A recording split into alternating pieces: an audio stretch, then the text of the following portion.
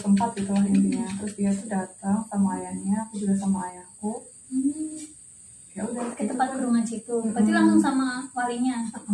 Itu ngajarnya langsung sama walinya. Iya, mungkin kan kalau kedengarannya kan iya. unik banget ya, karena kan kayak kok kayak Kan cerita luas banget ya. Ya sebenarnya.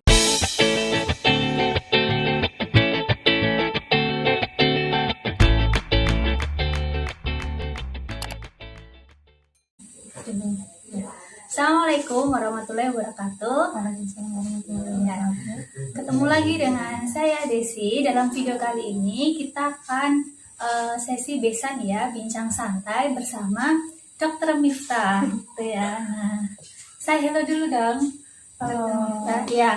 Nah, langsung saja kita mau mendengarkan kisah awal mula Dr. Miftah ini berproses gitu ya, proses sebelum menikah dengan ta'aruf, kemudian proses-proses selanjutnya. Nah, kita dengarkan, siapa tahu nanti ada hikmah yang bisa kita petik atau kita ambil gitu. Nah, sebelumnya nih, Dr. Miftah mungkin bisa memperkenalkan diri secara singkat dulu.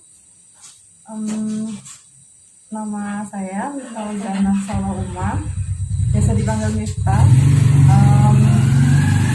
Lulus baru 2 tahun kemarin ya, jadi 2 tahun 2018 lulus. Terus kalau profesi dokter kan setelah lulus tuh wajib ngabdi internship setahun. Kemarin internshipnya di rumah sakit Cikarang. Nah itu pas nikahnya waktu itu. Pas nikahnya pas internship. Udah selesai belum? Belum. Oh belum selesai. Terus cuti apa gimana? Dapat cuti itu 4 hari sebenarnya.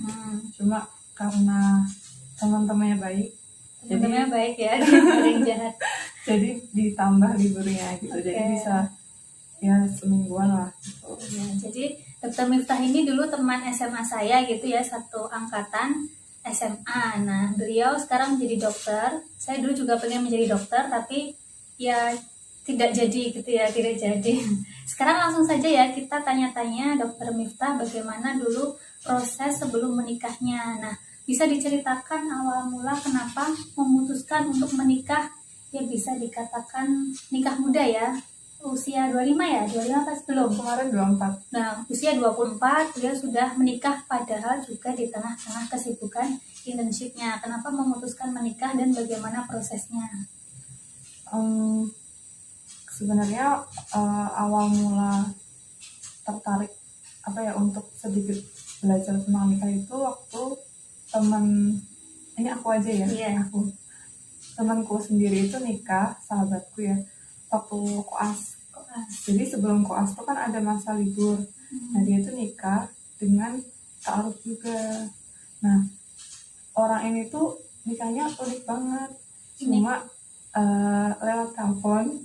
Jadi dia tuh cuma di telepon sama saudaranya, jadi kayak kenalannya Iwan ini tuh lagi kuliah di Mesir.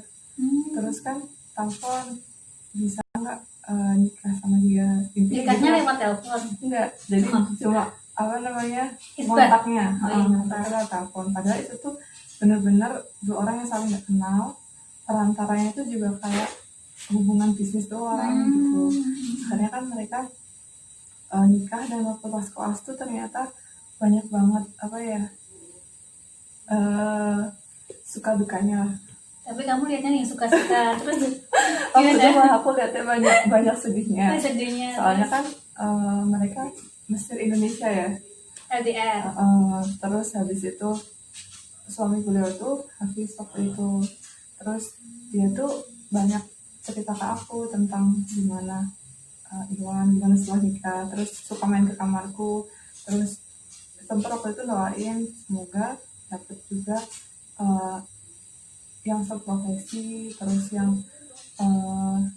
sudah selesai hafalan Quran gitu. Waktu itu doa dia tuh kayak terngiang-ngiang gitu. Nah itu pertama kali di situ gitu. Terus 2 tahun kemudian setelah lulus, tiba-tiba Abi tuh nawarin seorang Iwan lewat foto doang. Tapi nggak tahu kalau ternyata dia itu kuliahnya di dekat kampusku. Oh di dekat, bukan satu kampus ya? Ya bukan, di dekat kampusku. Terus ternyata rumahnya juga di sekitaran kampusku.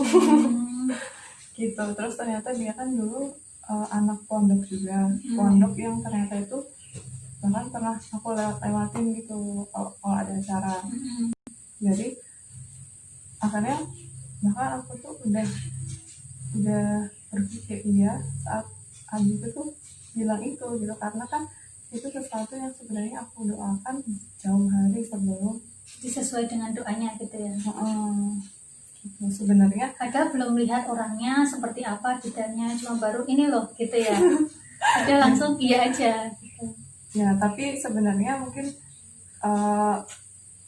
setelah itu seharusnya kan mungkin ada proses-proses yang bisa mengenal lebih dalam ya. Cuma mungkin waktu itu tuh nggak sampai situ gitu. Jadi kayak karena udah saling stuck, karena kan aku yakin juga karena Abi tuh yakin, dia yakin juga karena Uminya yakin.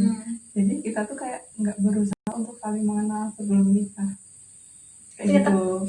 Tapi tetap ada CV taruh. taruh. Setelah bilang iya gitu ya. Jadi iya dulu baru memperkenalkan diri gitu.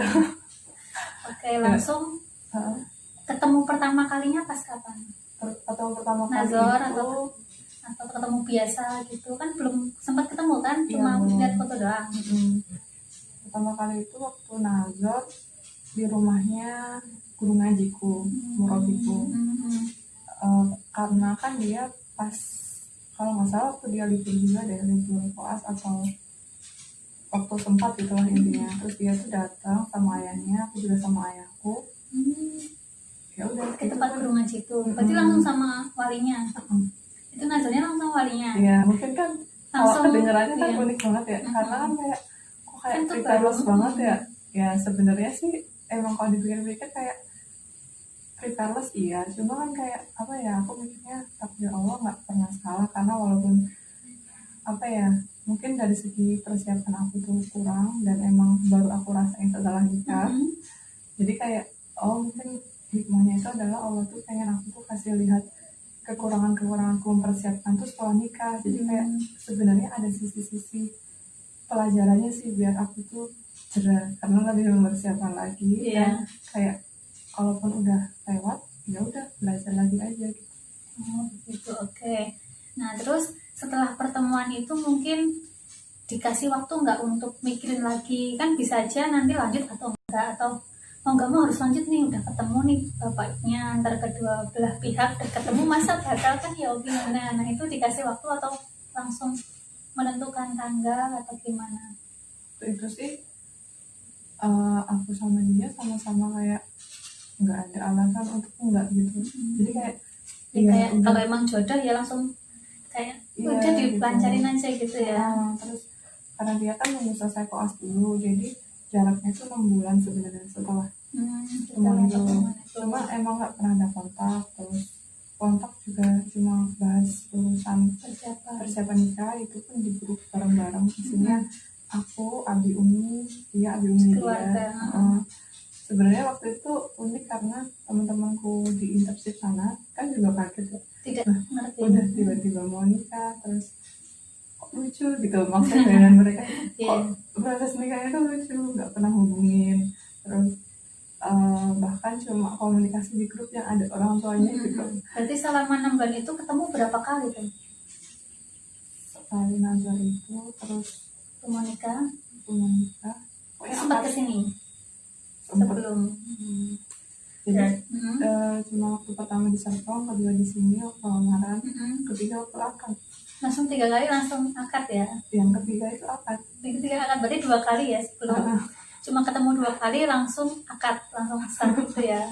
Nah itu kira-kira gimana teman-teman? Padahal bisa juga 6 bulan itu digunakan buat saling ketemu, kan dekat kampusnya ya, tapi Dokter Miftah ini memilih untuk proses yang syar'i gitu, menghindari hal-hal yang tidak diinginkan. Nah, terus kemarin ceritanya kan katanya ada perbedaan usia mungkin ya, yang teman-teman kemarin banyak yang tanya juga, gimana kalau misalnya perempuannya usianya mungkin lebih 1 tahun, 2 tahun, bahkan lebih 10 tahun atau lebih banyak lagi, itu gimana kira-kira untuk pertimbangannya. Jadi biar teman-teman yang lain nanti mempertimbangkan juga, nggak bingung kalau misalnya ada seorang laki-laki ataupun ikhwan yang mungkin lebih muda ingin melamarnya, apakah sikapnya seperti apa gitu.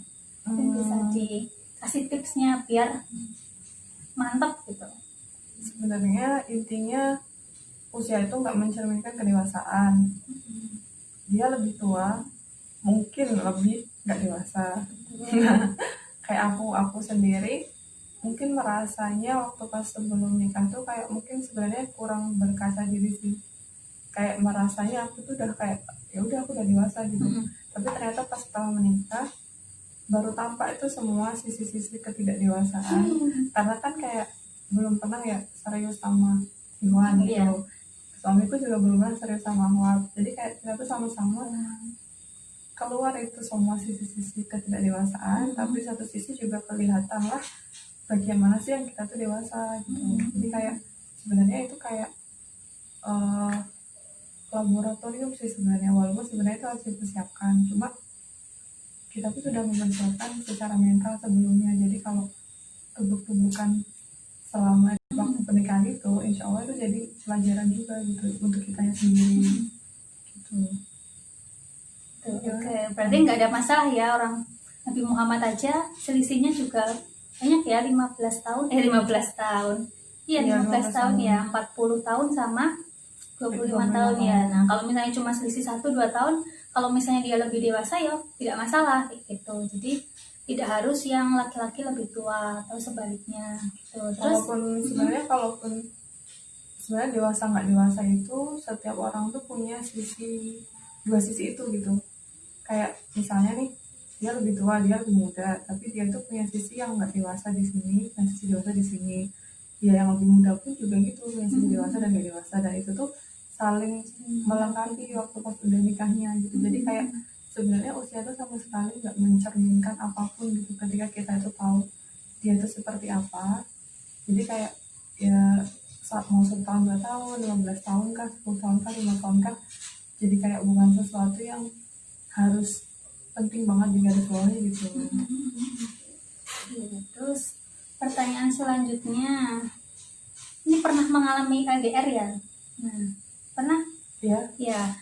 Gimana tips triknya biar setelah menikah, apalagi tadi belum sama-sama saling kenal, tiba-tiba langsung LDR. Nah, itu gimana agar perasaan cinta ataupun sayang itu tumbuh gitu? Nah, mungkin bisa dibagikan tipsnya.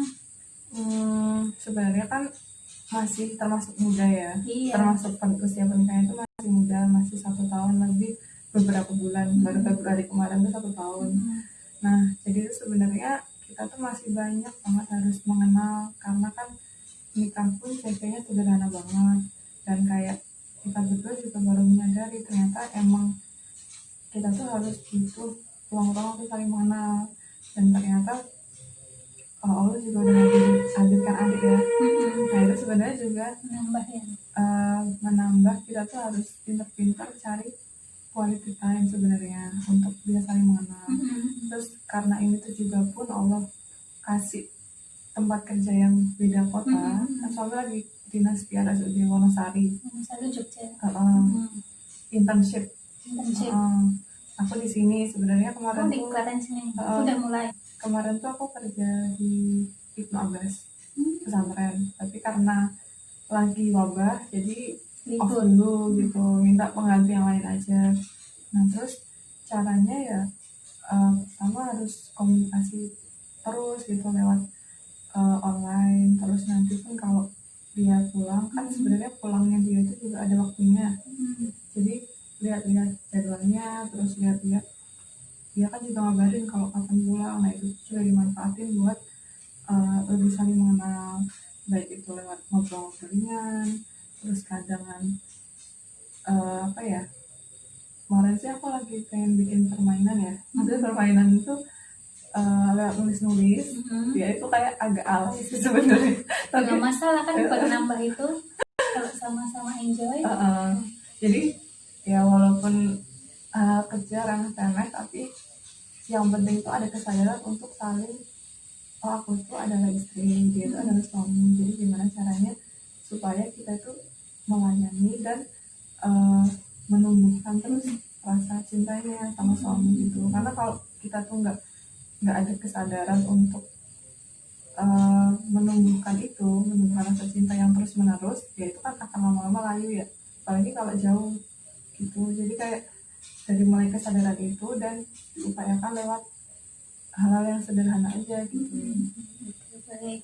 Kayak pertanyaan terakhir mungkin, setelah nikah langsung alhamdulillah dikasih amanah oleh Allah, langsung diberi momongan seperti itu. Padahal mungkin persiapan untuk menjadi seorang ibu, orang tua gitu kan juga harus dipersiapkan jauh-jauh hari. Nah, sejauh mana mungkin Dokter Miftah dulu mempersiapkan ilmu ataupun parenting gitu ya, sebelum nikah ataupun setelah menikah ataupun setelah punya anak, itu bisa di-sharekan mungkin.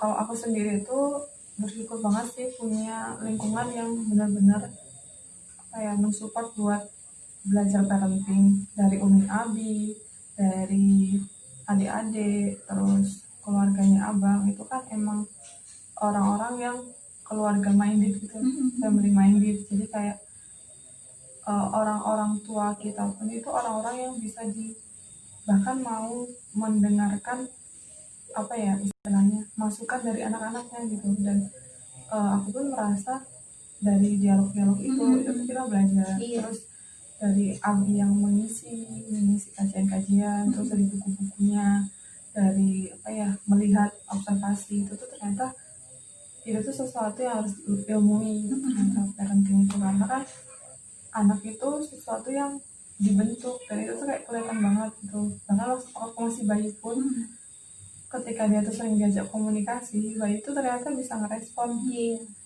Bayi 3 bulan gitu. Terus bahkan waktu umur 2 bulan itu adik udah mulai bisa kayak istilahnya ngomong-ngomong sendiri gitu, ngajak ngomong, walaupun emang tiap anak kan nggak bisa dibandingin.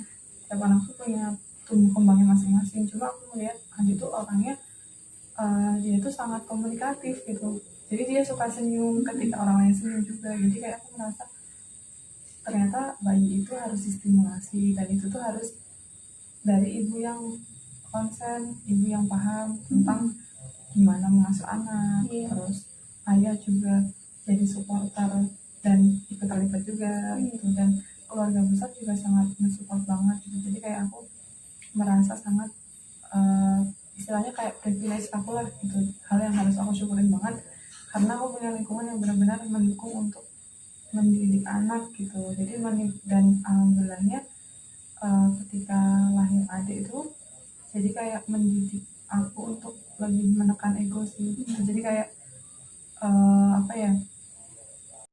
istilahnya kita tuh jadi benar-benar terpacu buat jadi lebih baik gitu kan ketika ada anak. Dan konflik-konflik pun juga bisa diredam dengan adanya anak. Udah jadi seorang ibu masa egois gitu ya, kan Iya. harus utamain anaknya.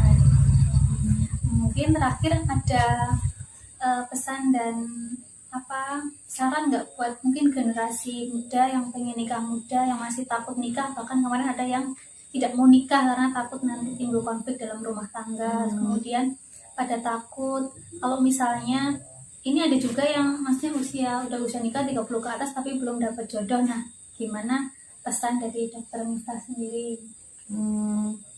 Pertama, jangan takut kalau rezeki itu tertukar ya. Dulu kan sebelum nikah itu aku tuh masih ambisius gitu, karena kan kalau di kedokteran kan selesai dokter umum dia harus sekolah lagi, ambil spesialis, dan itu tuh lama gitu. Terus dulu itu nggak mikirin di waktu kuliah itu benar-benar cuma yang dibuka tuh buku pelajaran doang. Jadi kayak nggak belajar tentang nikah gitu-gitu tuh aku nggak, cuma dari orang tua, dari orang-orang sekitar, cuma baca-baca sekilas doang dari media sosial gitu kan, nggak mengkhususkan diri gitu. Terus namanya ya, dan ternyata setelah nikah pun berkat doa-doa yang sudah direncanakan ya, karena kan doa-doanya itu tuh lahir dari jauh-jauh sebelum aku nikah, dari teman-teman aku. Jadi teman-teman dekat aku tuh sering banget mendoakan sesuatu yang alhamdulillah tuh Allah tuh bantu ijabah. Kayak Allah tuh ijabah, kayak misalnya bahkan ketika aku tuh pengen sahabatan sama seseorang yang menurut aku baik, aku doain dan alhamdulillahnya dia tuh beneran di samping kamar aku gitu. Jadi aku tuh benar-benar diapit sama dua sahabatku yang dekat banget, yang itu tuh terus ngedoain aku selama bertahun-tahun itu. Dan dari mereka itu aku juga belajar banyak tentang kedekatan sama orang tua.